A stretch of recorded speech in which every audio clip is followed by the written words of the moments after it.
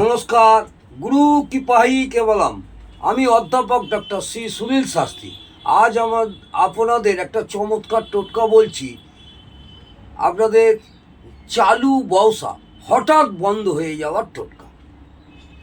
ব্যবসা খুব ভালো চলছিল, প্রচুর খদ্দেরপাতি চলছিল, হঠাৎ করে খদ্দেরপাতি নেই, ব্যবসা চলছে না।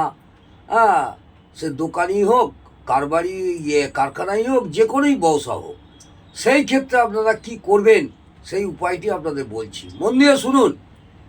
যদি কোনো চালু ব্যবসা চলতে চলতে হঠাৎ বন্ধ হয়ে যায়, তাহলে যে কোনো শনিবার দিন শুদ্ধ বস্তে সন্ধেবেলায় হাতে একটা ভালো সুন্দর থেকে কাঁচা সুপারি নেবেন এবং শুদ্ধ একটি তামার সিকি নেবেন। আগেকার দিনে যে তামার সিকি ছিল ওইটা সংগ্রহ করবেন, করে একটি তামার সিকি নেবেন, নিয়ে অশ্বত্থ গাছের গোড়ায় রেখে দেবেন এবং রেখে দিয়ে যখন ফেরার সময় মনে রাখতে হবে ওই দিকে আর ফিরে তাকাবেন না, পেছন ফিরে আর তাকাবেন না।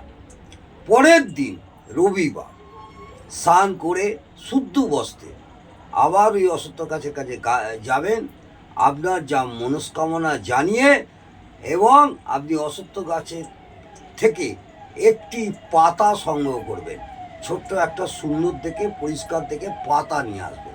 ওই পাতাটি এনে আপনি দোকানে বা কারবারে যেখানে বসেন গদির নিচে রেখে দিন। দেখবেন চমৎকারভাবে পুনরায় আবার আপনাদের ব্যবসা চালু হয়ে যাবে এবং আবার আপনাদের খদ্দের ফিরে পাবে। যদি আপনাদের এই টোটকাটি করে ভালো লাগে অবশ্যই কমেন্টে জানাবেন এবং একটু লাইক করতে ভুলবেন না। নমস্কার, জয় মা তারা।